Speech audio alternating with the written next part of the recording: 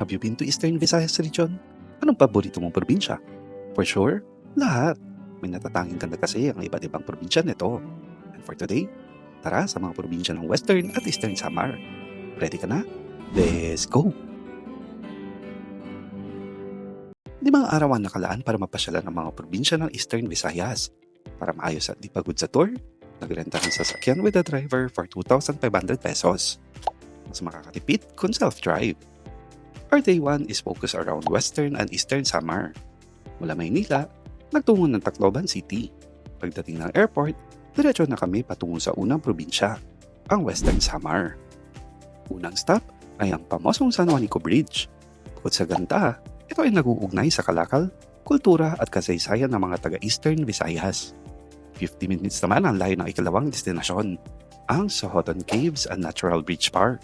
Hindi ito pwedeng kaligtaan pag ikay na sa Western Samar. Isa ito sa pinakamagandang natural caves na aking nakita. Sa halagang 2,000 pesos, may enjoy mo na ang kanilang activities tulad ng sightseeing, caving at kayaking. Mas makakatipid kung mas marami. Screenshot mo na lang kung paano. Ibang-iba ang feels pag ikay andito. Ramdam ang pagkabusilak ng lugar, sinamahan pa ng non-stop waray songs ng kanilang mga lokal.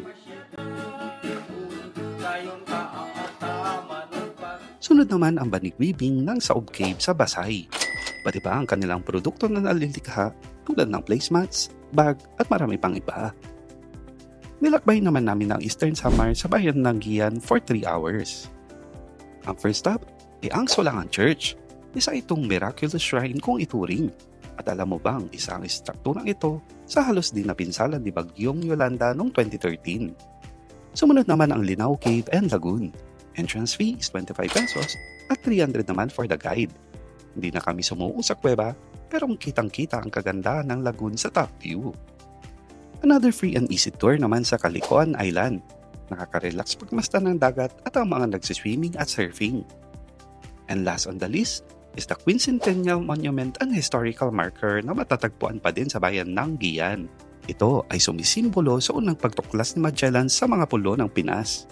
Marami pang pwedeng pasyalan at tuklasin sa mga probinsya ng Western at Eastern Samar. Kaya kung may oras at saktong ipon, ay babalikan natin ito. Samahan niyo ako ulit sa sunod. Let's go!